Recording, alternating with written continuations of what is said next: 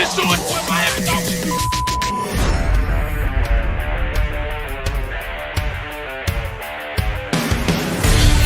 The pressure, he's in trouble. Loses the football. Touchdown!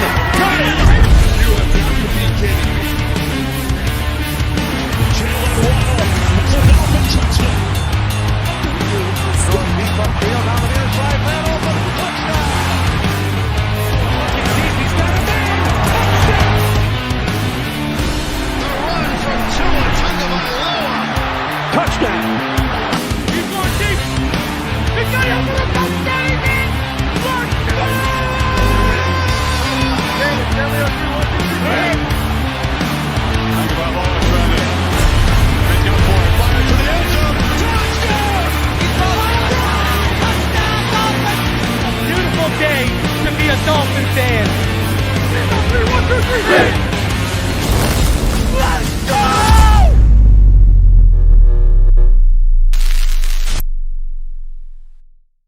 What is good, Fid Nation? What's good? It's your boy Reason, and we are back here for yet another one as we welcome all of y'all in on this Friday night. I appreciate each and every one of you for coming through, man. We got a lot to go over tonight. If you are a Patreon, 3 Takes Thursday went up last night. So that was like a Combine edition. Go check that out. It was beautiful, beautiful, beautiful. I really liked that episode. So go check out that Combine edition of 3 Takes Thursday if you're a Patreon member. If you're a channel member, if you are also a Patreon member, you can expect later tonight I will have an update. I'm going to go deeper on a few things I'm going to touch on tonight. I'm going to go a little bit deeper and into more detail into them on the Patreon and on the community tab for channel members only. So become a Patreon, patreon.com/Phinside The NFL. You can also become a channel member just by clicking join next to the subscribe button. So we got a lot to talk about because obviously everyone's talking about the Tua stuff. I was basically out of commission yesterday because everyone knows I had to drive my wife and her sister to the airport because they went down to Orlando. So I was out of commission, but my phone was going off the hook yesterday from the Combine. So gonna have a good update coming for all of y'all. And I'm going to touch on a couple things, like I said, because a couple of things I've heard over the last 48 hours are really relevant to what's going on right now. But before we get into Lamar, before we get into all of that, there's some other stuff I do want to talk about here. Let's start off with Tua and the 5th-year option, because now the word's coming out that Daniel Jones wants over $45 million. That kind of starts to make Tua and that 23.1-year option real easy.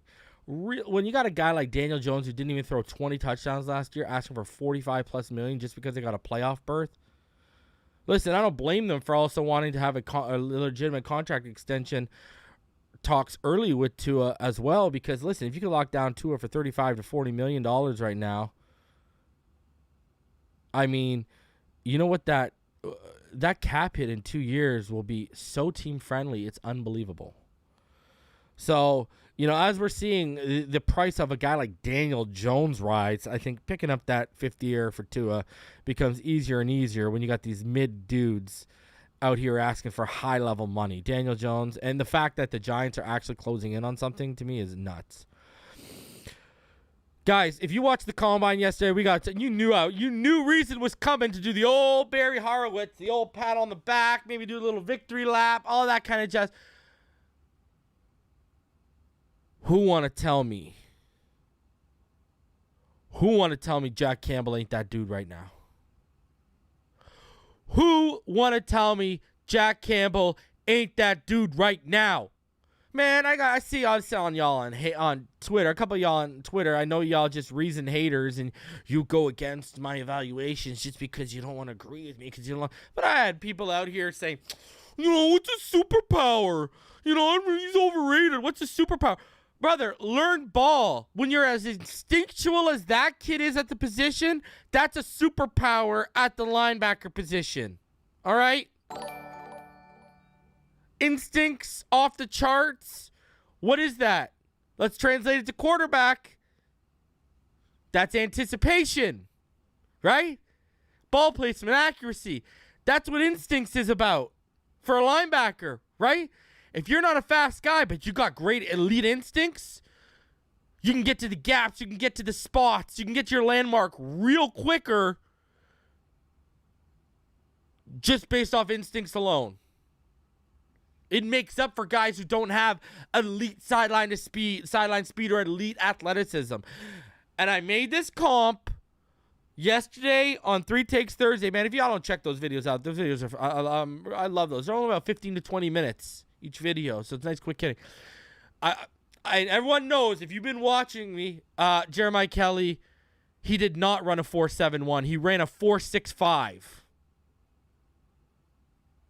He ran a 4.65.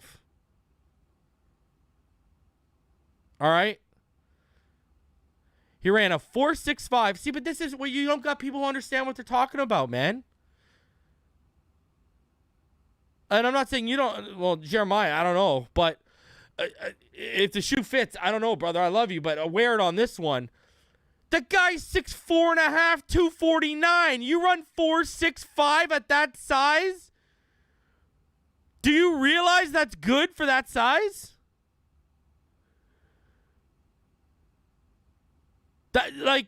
Well, see, Daniel, that's the thing. Channing Tindall needs to develop his instincts because he hasn't been playing the position for long enough. You especially see it in coverage, right? Jack Campbell just won the Butkus Award. I'll take you a step further. Jack Campbell just won the Butkus Award. All right? Best linebacker in the nation. That is one of the most translatable awards from the collegiate level to the NFL level, is the Butkus Award. Facts. And see, listen, all right, I just, and just because you done riled up the Holy Ghost on a Sunday with me, right? Listen, everyone knows we've been going over these for years on this channel. I was the first one in this community again to actually be going over these consistently. I do them every year. So let's pop it up just with him and I'll talk about it. You know, I wasn't planning on this, but this is going to be part of the opening thoughts, I guess. So I want y'all to see this right now if you haven't seen it. This is what's called a RAS, a relative athletic score. All right? I want y'all to realize his size grade is elite. His explosive grade is elite. His speed grade is great. His agility grade. Guys, that 3-cone that's right in front of y'all right there. All right? 6.74. That is the 12th best 3-cone number since 2001.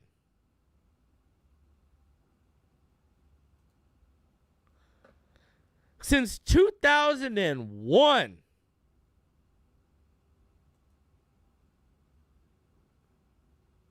All right? We're talking about Jack Campbell recorded the 12th best weight-adjusted 3-cone by any front 7 defender to participate at the Combine since 2001. Like, we're talking he's in the league with, like, Melvin Ingram and Von Miller when they were coming out. Those guys are only, Melvin Ingram's 1 spot ahead of him, and Von Miller's 3 spots ahead of him. But when you go by the adjusted, we're talking about like a difference of from 0.01 to 0.03 between, you know, from Jack Campbell to Von Miller is 0.03 difference, and Melvin Ingram is a 0.01 difference in terms of best weight adjusted 3-cone. Listen, I say all that to say this. I was so right about the guy that it's over. He ain't dropping us. It's over. It is done. People were actually out here doubting this kid. And look at what this man just did. Unbelievable. And I'm going to tell you this right now. I don't care. I said this on 3 Takes Thursday. I'll say it here. You damn right I'd throw in an extra pick to move up from 51st to go get this kid. After I went and got a Bobby Wagner. Because after that 2-year Wagner window, after that 2-year Levante David window, whatever, that guy becomes my main workhorse.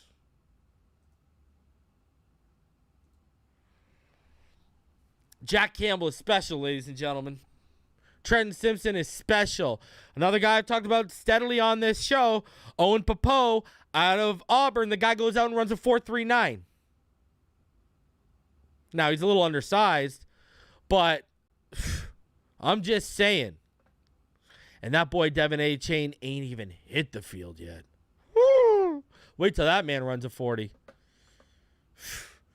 Man, it sucked. It was so bittersweet watching Jack Campbell just ball out at the combine and just add to his great tape. But at the same time realizing, we ain't getting that. It's a wrap diggity. Very bittersweet. Very, very bittersweet, man, I tell you. Shout out to the homie Rhino Sith. He comes through and he says, it is Nico Kumo, go Fins. Oh, Nico showed up? Been a minute.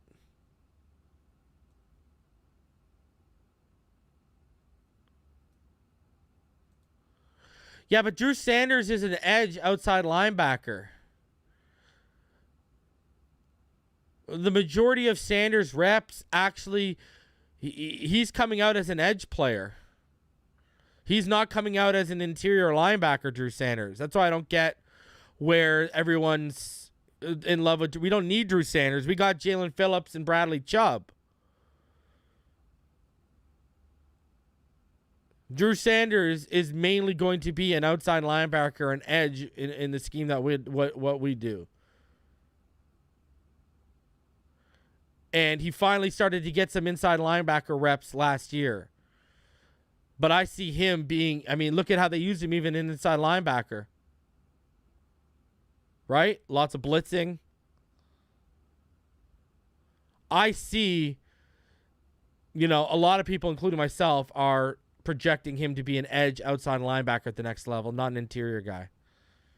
Jack Campbell been playing the interior and just won the Buckus Award as the best linebacker in the nation as a middle linebacker. That's where I'm going. All day. All day. Yeah, I said last year is the first year he started playing inside linebacker, but before that, go look at where he played. Mainly an edge outside linebacker, and all those sacks you're talking about, what are they coming on? He's not as good in coverage, nearly as good in coverage as a guy like Jack Campbell.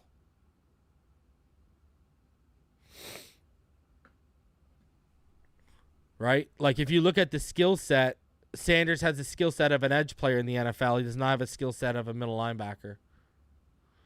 Brian says Henry Toa is underrated. Yeah, he's okay. His Raz did not help him at all.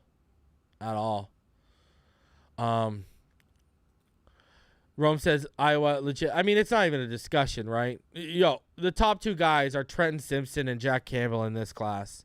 It's not even a discussion, right? So we'll see how it all plays out. We'll see how it goes. But hey, big fan of where this is going. Either way, you got to get a linebacker. And before we get into the news here, I do got to say here, what's my take on Drew Sanders? I like him, but we don't need him. Right? We don't need him. For what we would use him for, we don't need him. We got other holes to fill, right? Now, if you're going to draft him to use him as an interior linebacker, then okay, you need him. But I think I know a lot of people in the scouting community, and from what I'm hearing in circles here, is that he's being projected as an outside linebacker edge at the next level. So we'll see how it works, man.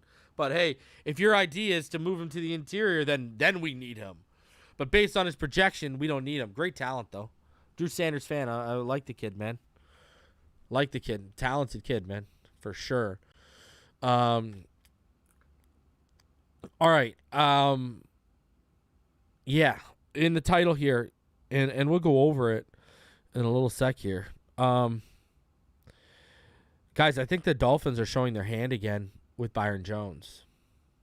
And you know, I've talked to people who are there. You look at some of the interviews. This team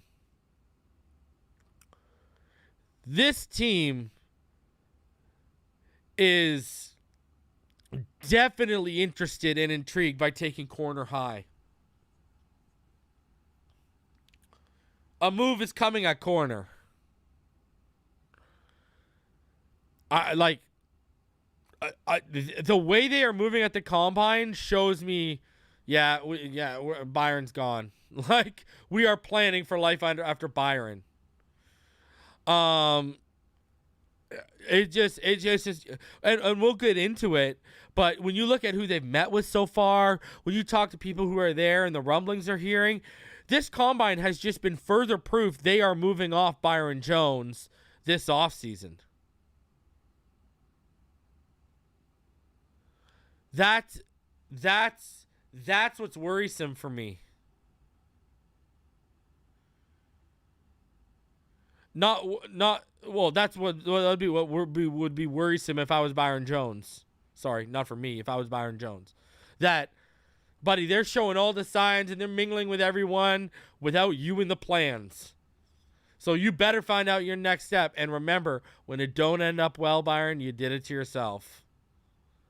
But they are 110% moving at the combine from what I'm hearing. Like, they are, by the sounds of it, and they're trying to keep it on the low, and it just isn't working, right? Because of all this quarterback talk, everyone's overlooking this right now.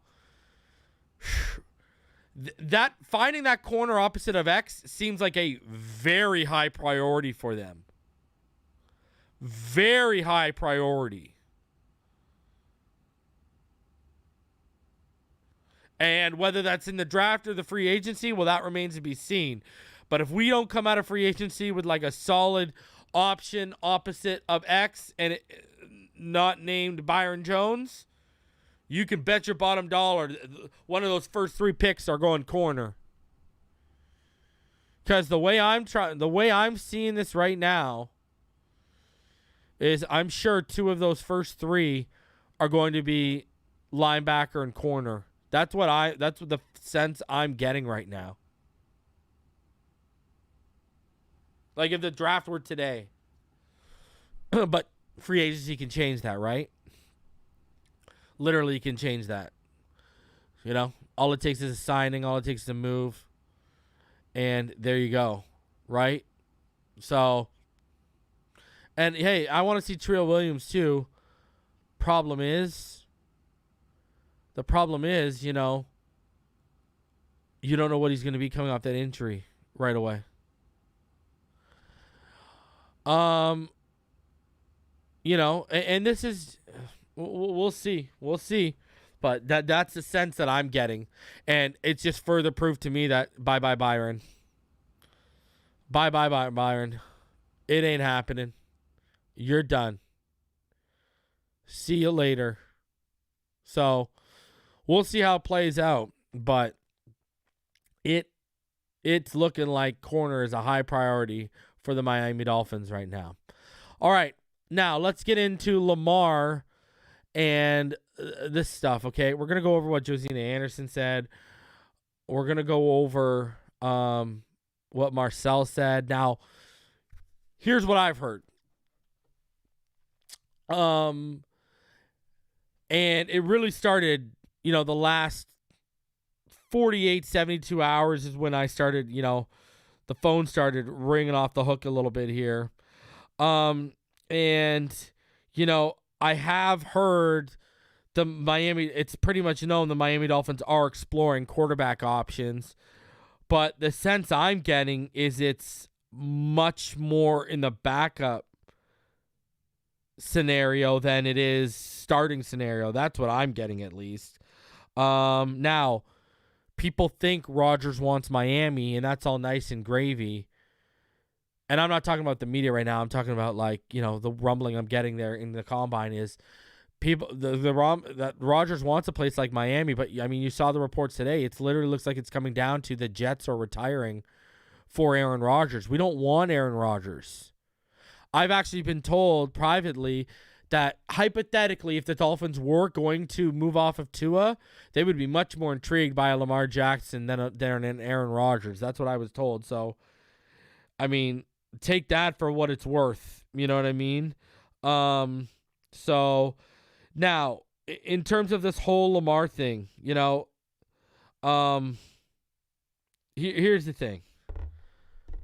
And I'm going to get deeper to this on the Patreon, and I'm going to get deeper into this on my update later. I'm going to get deeper into all this. Has anyone ever took the notion to think that 2 days ago, Chris Grier told all y'all he was open to signing an extension? By driving this Lamar narrative or feeding it,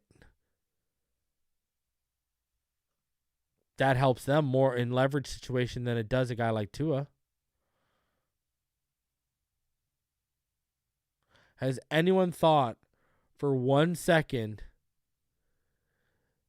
Because remember, Lamar's represented by his family, by his mother and stuff. All right? I'm just going to say, remember, we're dealing with the same agents who got Watson that money and who almost ran Tua out of a job last year with what they were feeding to the media. And I'm going to go deeper because it's a real deep issue, and I'm going to go deep onto it in the Patreon tonight. But has anyone thought about that for a split second? Has anyone even sat back and even pondered that, or have they right away gone to, oh, they're moving off? You got to start reading tea leaves, man. I keep telling people this. And if you read the tea leaves, you don't need to be plugged in. You can just read them off what I just told you. So people need to start thinking from the Dolphins side too, from the negotiation standpoint. Because I told all of y'all, why do you think he brought up that they're interested in negotiating with Tua? Because if you were to lock him down right now, he's not making $45 to $50 million because no team's going to give him on that durability. Tua knows that. His agents know that. The thing that is going to do, though, if you lock him in from $35 to $40 million right now, again, do you know how good that contract looks in like a year or two after it's restructured? Up against all the money that's going to be coming in and how the cap's going to be going up over the next couple of years. Do you know how team-friendly that thing will be? I'm not saying lock him into a contract right now, but you can understand why the conversations are being had. You can literally, because Brandon Shore and Chris Grier, one thing they always do right is they get the contracts right.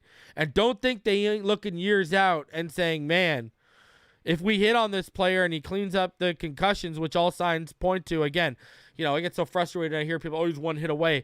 Are you not reading or listening to what all the specialists and all the neuroscientists, all the people with actual medical doctorates are saying that by the start of training camp, he's going to be back to the same baseline he was before he had the concussion, meaning he's going to have the same chance of getting a concussion as any player who hasn't had a concussion. Have you not heard everyone talk about how if he does get a concussion next year, it starts from the beginning of the cycle? They don't act like it's a compounded concussion on top of the other ones. Am I the only one who's actually like reading stuff and like listening to people who know what they're talking about and not just assuming? Because people need to learn, assumption starts with the words ass, and y'all are putting the word ass in assumption with all these shitty takes I keep hearing that are just so wrong. So anyways, my whole point is, from a health standpoint, he cleaned up the ticky-tacky stuff last year. No little injury bang-up, no little finger bang-ups that we were all suspicious of if Brian Flores was holding him out for. All of a sudden, poof, those disappeared. So, you gotta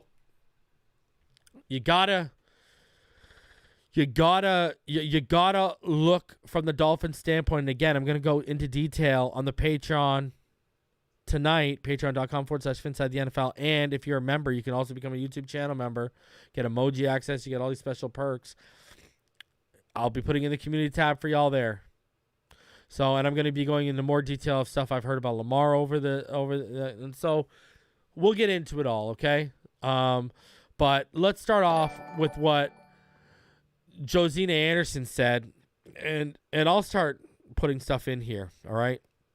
Shout out to Big Heck for joining the Pro Bowl level. I appreciate you. So let's start off with Josina here. This is what got everyone worked up, all right? So let's hear what Josina says. And before you listen to this, I want you to keep a key word in mind: vague. The team that you did mention there, aside from the Ravens, Josina, the Dolphins and Tua technically entering a contract year, but Miami can't exercise that fifth-year option anytime before May 1st. Josina, based on your contacts and what you're hearing, do you think the Dolphins are going to get something done with Tua sooner rather than later? Well, you're right. I mean, they're going into the fourth year as a former first rounder, so they have to make a decision on exercising that fifth-year option, which would net him about $23.1 million in 2024. Oh, I got thoughts now, on this. Even though the reports were coming out at the end of the season exactly that the experts expect Tua to be 100% when the time of football comes, league sources have told me again last night and today that there are members in the organization of the Dolphins who are aware that the team is exploring all of their options at quarterback, including potentially moving in a different direction from Tua. And so, yes, that is happening. That is part of the due diligence that a general manager should do when you are considering the concussion in the head history, the injury history in the head to Tua and what they've experienced, and making sure that you have the insurance to cover the depth, because the notion is and the feeling is that with each successive concussion that, you know, the risk gets higher and higher to impacting a quarterback's football future. Oh my God! In this league, and you have to kind of cover for that, you know, for that potential risk. Now, that doesn't mean to say that, you know, Tua doesn't have potential as a quarterback. We know he led the league in passer rating at 105.5, and he had his best touchdown to interception ratio last year, 25-8. Had his best career year in passing yards and all those other things, and obviously showed a lot of improvement. I was at that Week 2 game when he and Lamar went back and forth, and he had the 5 touchdowns in the second half and all of that other stuff. Josina. But the reality is, going from Week 3 last year against the Bills, Week 4 Thursday Night Football against the Bengals, and again towards the end of the season against the Packers, there were multiple instances where there was either a concussion or we saw video where his head did hit the field. And remember, even in that last concussion, it took him 38 days to clear the protocol. Look at the so we're talking about due diligence that makes sense per the job that the front office has to do in that building. Get off my screen. You're terrible. Number one, again, how much money do they pay her? Because, I mean, I ain't making enough money. Okay? I got three. Let's break this all down. Then I'm going to tell you exactly what she is. All right? And it's not what you expect I'm going to say about her. Number one, the whole successive concussion comment she made. Josina, it doesn't work like that. I know you think you have an MD, but you do not. They literally they've talked about his brain baseline returning to normal. He was not sitting in a dark room for months where he couldn't watch TV. Like, do research. Who told you this? Because if someone in the organization, if one of the members of the organization told you this, I would question, is it the janitor?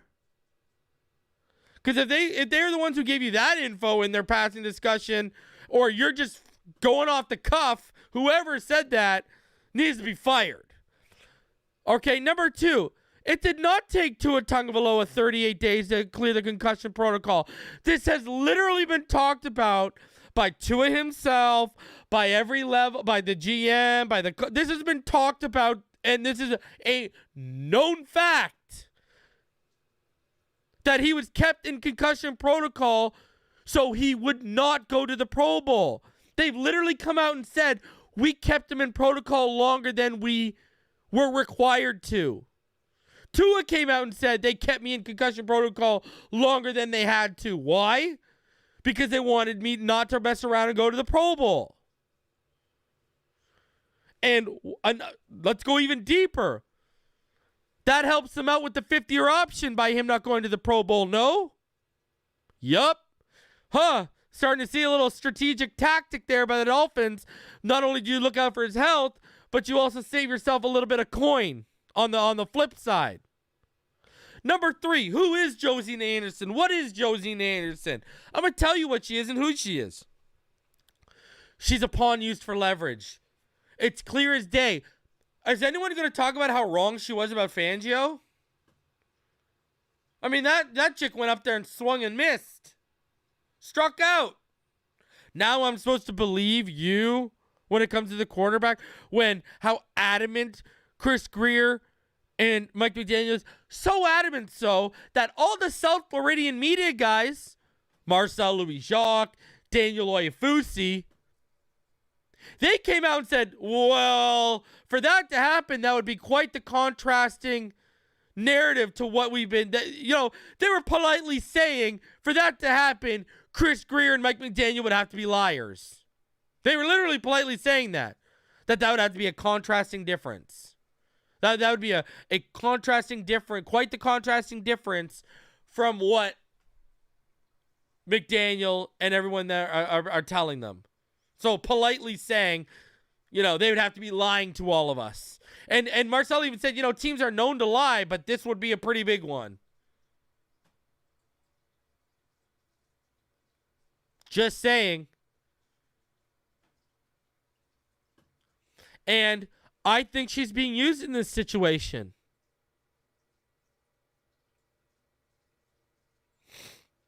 I think, listen, it behoves the Dolphins a lot more better if they're negotiating with Tua, or even internally having negotiation discussions about negotiating a long-term extension for Tua.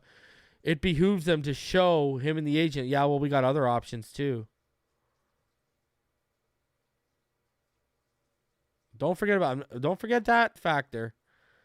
People seem to forget that. But anyways, Josina Anderson, absolutely lazy reporting. And then not long after that, here comes the homie Marcel Louis-Jacques, and this is what he said. Yes, this is literally not long after. Utilize their time when deciding whether or not to pick up Tua's 5th-year option, but don't get it twisted. They're still fully behind the 4th-year quarterback. We spoke with General. That's it. I don't even need to play any more of that. They are still fully behind the 4th-year quarterback. Do I even need to play anything more?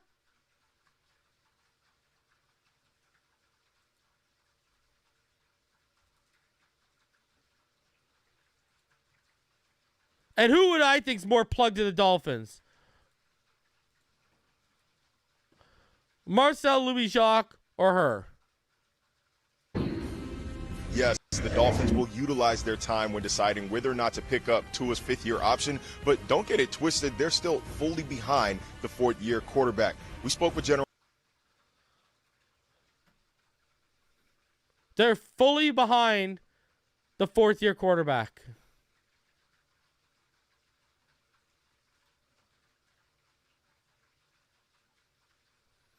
What is there? What is there?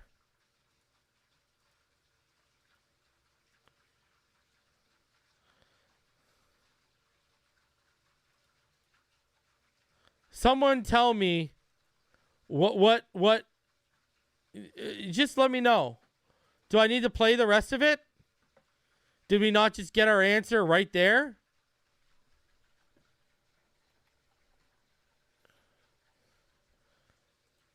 Like, I don't get it, man. I really don't. Like, these people are just will say anything. And she was so vague. Oh, they're exploring all options. Well, what does that mean? They're exploring all options at every position when the season ends. What are we talking about here? They evaluate every position when the season ends. This is not news. This is not news.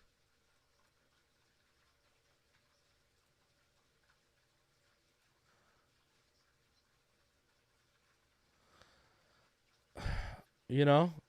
Like, I don't get this, man. You know, these people are just so unbelievable.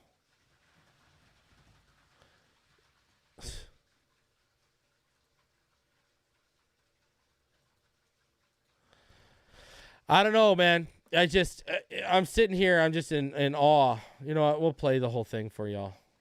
Play it. All right.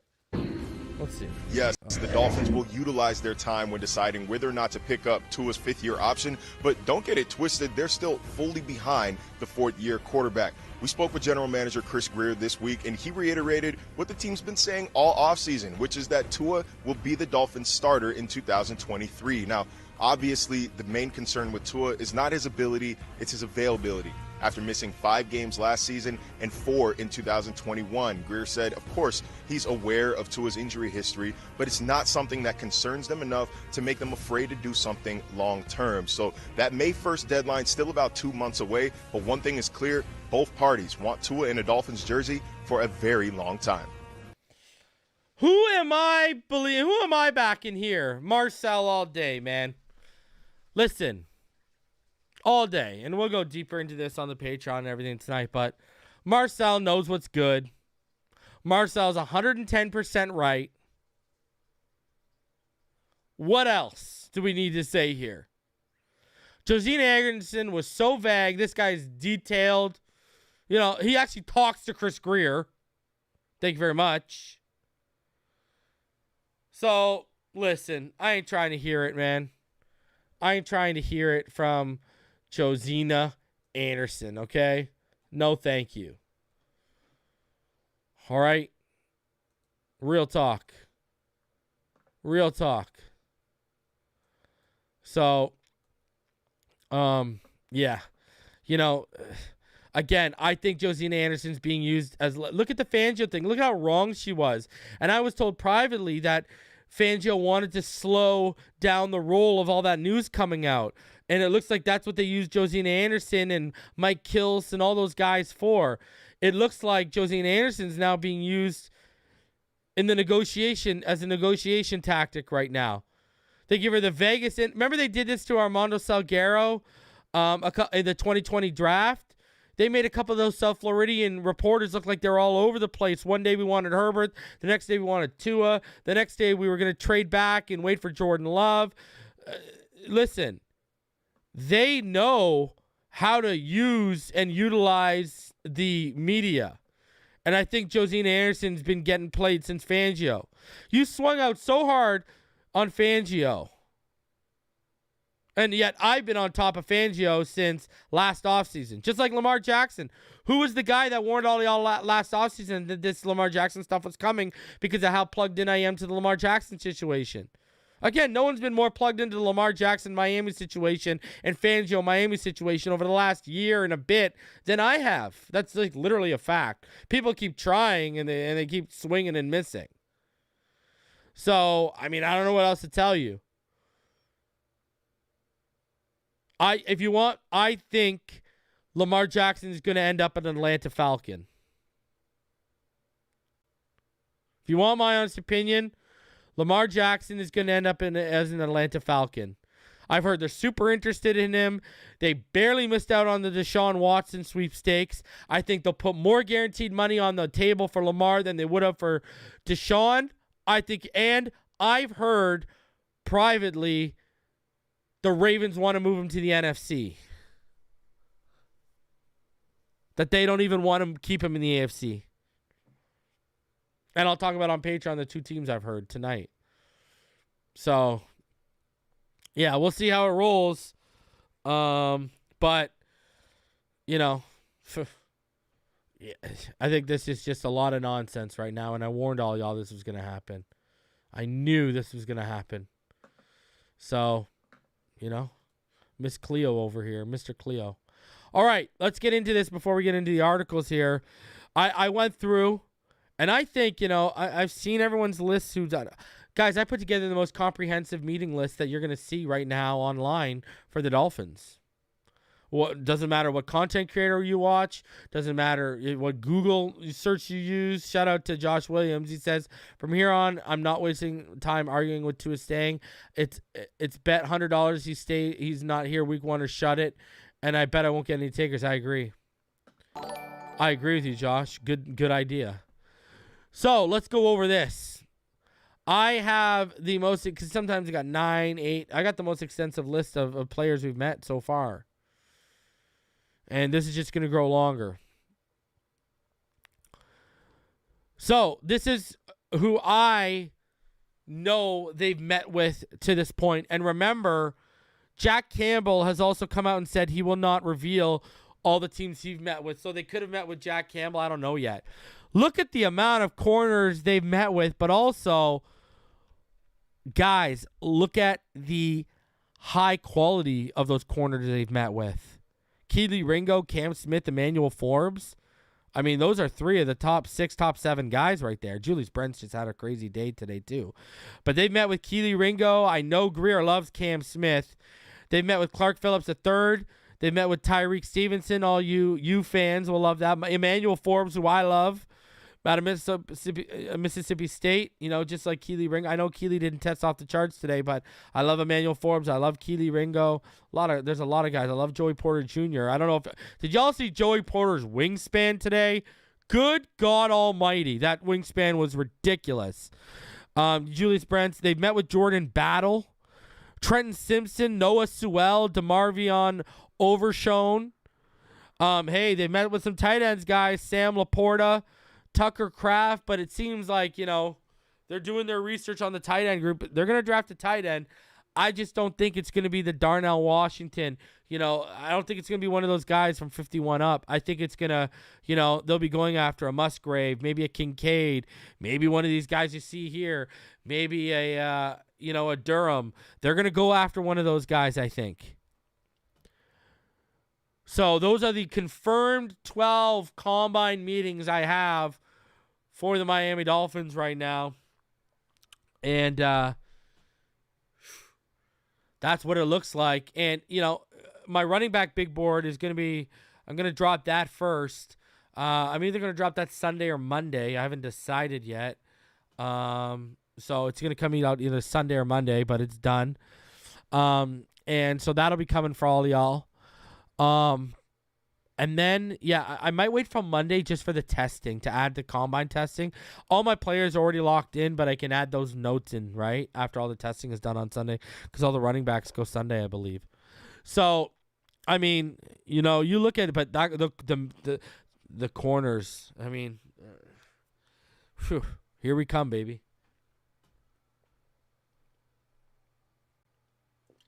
So, that is the Dolphins combine meeting tracker of what I can confirm so far. That list will grow longer, and that list will go more extensive as the days go by. And we'll learn even over the next week or so more. So every time I find out names, I will add this to this list, and I will keep adding to the combine meeting tracker for all of y'all to keep y'all updated on who we're looking at, all right?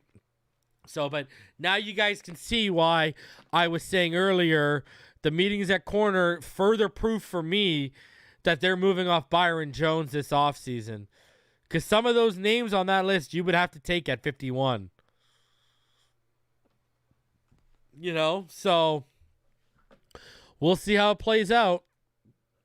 We will see. Speaking of, though, the cornerback room, David Furones, he dropped this and said, without a first-round pick, and thank you, listen, we'll talk about that in a sec. Without a first-round pick in next month's draft, but with selections in the second round and 2 in the third, the Miami Dolphins could be looking to use some combination of those picks on a cornerback or inside linebacker.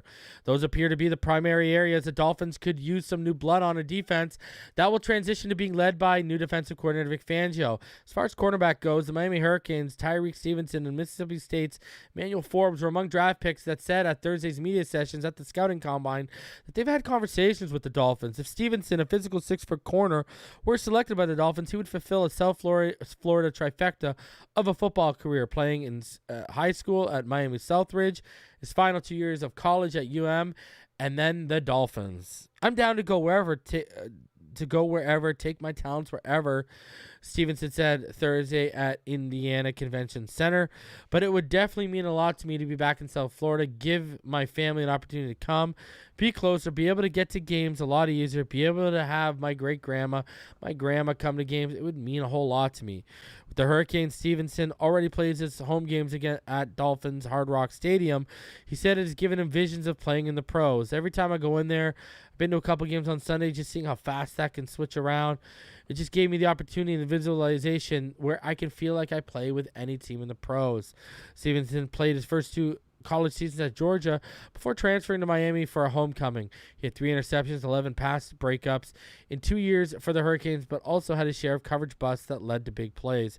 He excelled in coverage skill drills at the Senior Bowl, however, and a strong combine performance could elevate him into the end of the first round, although it's more likely a day 2 selection where the Dolphins have their first picks. Forbes also could be an option for the Dolphins. He was wearing a throwback Florida Marlins hat at his Thursday press conference with the media. While he made clear the Marlins hat was not any indication of where he would prefer to go in the draft, he did speak highly of a conversation with the Dolphins and coach Mike McDaniel.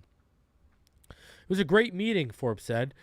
Great to meet their head coach. He's a great guy, honestly. Penn State cornerback Joey Porter is part of a crop of the draft top cornerbacks that likely gets chosen in the first round before the Dolphins are up in the middle of the second round.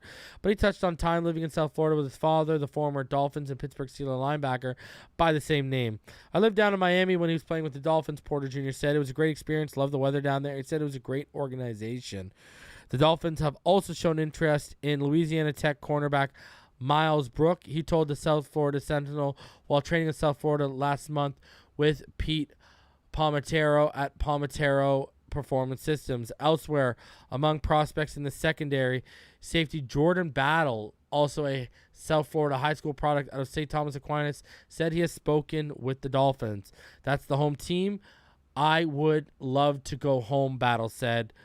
A lot of people would have to get their nose through down there. People are going to want tickets to the game, but I'm going to have to say no. Battle said he learned his competitive nature going up against other top high school recruits from South Florida. I went to St. Thomas Aquinas right in Fort Lauderdale. I had to compete there. Didn't even start till my junior league year, just coming from South Florida.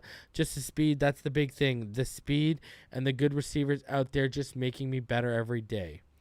Linebackers that could get selected in the second round who said they either met or are scheduled to meet with the Dolphins are Trenton Simpson, DeMarvion Overshone, and Noah Sewell.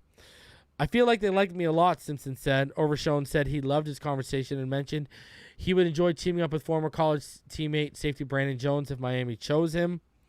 They have not met with Henry Toa. So he has yet to have the conversations, but he did give props and show a lot of admiration to Tagovailoa, his fellow Polynesian. So Dolphins doing their due diligence. You got to love it. You got to respect it. Hey, man, I think we're going. Listen, I think we are going high. I think we're going high. So in terms of we're going high with a corner pick, I think. So, I mean, we'll see how it all plays out, but that's how it looks like. It looks like we're one of those first three picks can pretty much almost lock in corner. So, I mean, we'll see how it goes. Daniel Oifusi, he dropped an article and talked about Miami Dolphins and Jack Campbell, so we had to cover it. Who could the Dolphins take in the NFL draft to build Vic Fangio's defense? Jack Campbell knows at some point in his NFL career he will be matched up with Tyreek Hill. It's inevitable in today's game with offenses looking to create mismatches everywhere, especially against a middle linebacker like him. I think of a frog, Campbell said, speaking at the NFL Scouting Combine on Wednesdays, said about playing linebacker. You can go in the water. You can go on the land. A linebacker, you've got to play the run, take on blocks. You've got to be able to use your hands. You've got to be violent back there. But you also got to drop back into coverage. I'm going to use this guy as an example, Tyreek Hill. I'm going to have Tyreek Hill in the slot. So I have to be able to take on a 330-pound guys and defeat them and then go tackle Nick Chubb. The next play I'm going to have to cover Tyreek Hill. For Campbell, that meeting with Hill could come as early as the spring when the organized team activities open. The Dolphins, who have 5 picks in the 2023 NFL Draft and 3 on day 2, are looking to build a defense to match the vision of new coordinator Vic Fangio.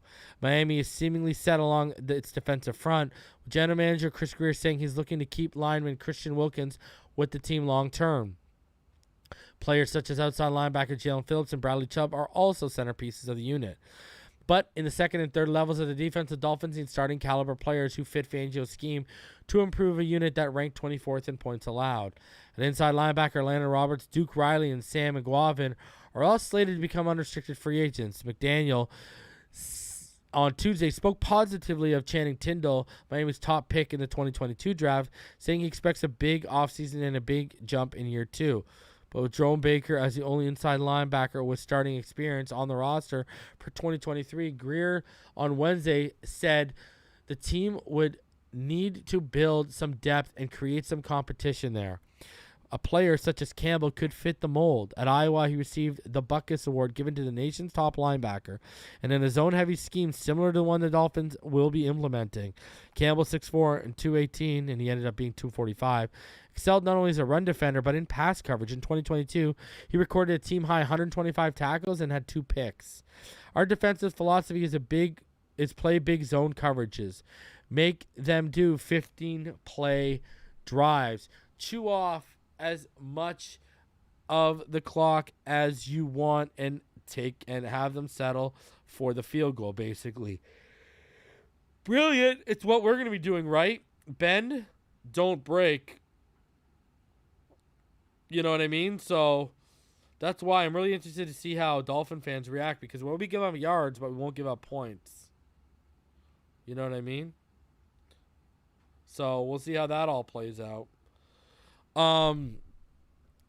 Now, continuing on here, uncertainty in the secondary could also lead the Dolphins to use one of their day 2 picks on a defensive back. Grier did not commit to cornerback Byron Jones being on the team in 2023 after he missed the entirety of the 2022 season following off-season leg procedure. Fellow corner Nick Needham, who tore his Achilles in Week 6, is pending unrestricted free agent, while safety Brandon Jones is rehabbing from a torn ACL he sustained in Week 7. Mississippi State cornerback Emmanuel Forbes is a ball hawk with the skill set to boost a defense that ranked 31st with 14 takeaways last season. During his 3-year college career, the 6-foot and 180-pound Forbes led all Power 5 cornerbacks with 13 interceptions and 6 defensive touchdowns. Forbes, who was coincidentally wearing a Marlins hat at his media availability Thursday, said he has met with the Dolphins. You know, he said we ran a 3-3-5 defense, Forbes said, so it was a lot of man, a lot of zone. I had a variety of coverages to run, so I'm very advanced in a lot of coverages. At safety, the Dolphins need a running mate with Javon Holland who could play in the multitude of positions in the defense that typically disguises looks pre- and post-snap. Brandon Jones has excelled as a blitzer, but has logged more than twice as many snaps in the box as he has in a deep safety alignment, according to PFF. Sidney Brown, a guy we've talked about in the chat, a guy we talked about on this channel, said he met with the Dolphins both at the Combine and the Senior Bowl. While he primarily played in the box in college, Brown, 6 foot even and 205 pounds, recorded 6 interceptions in 2022 and projects as a deep safety in the NFL. An Ontario native who played high school football at St. Stephen's School in Brown is regarded as arguably the most athletic safety in the class. He said he would relish the opportunity to play in South Florida. And he said he came into college not knowing anything. He knew how to play cover 1. That was it. He just made an active effort to learn the game and understand it. I came in with Lovie Smith, and I learned what he taught me and the coach. And Coach Walters came through. I understand 2 different schemes. You're able to apply them. And what you know and learn from both. So, man, I mean, you do the math. They've met with 14 prospects. 14 prospects. getting it done. And some of them are the names that we've talked about on this channel over and over again. So interesting stuff, man. Interesting stuff for the Miami Dolphins, and a lot of news coming out of the combine, man. Gotta love it, eh? You gotta love the combine, huh? Feels like, because it's like, feels like, you know, the prelude to draft season. So, and just if you guys didn't know, I'll just cover this quickly. If you guys didn't know, Barry Jackson had an article, you know, breaking down the tight end position for the Dolphins, and he also listed Foster Moreau as a potential candidate to come here. So very interesting stuff with how that's going to work out. And then finally, guys, another division rival player wants to be a Dolphin.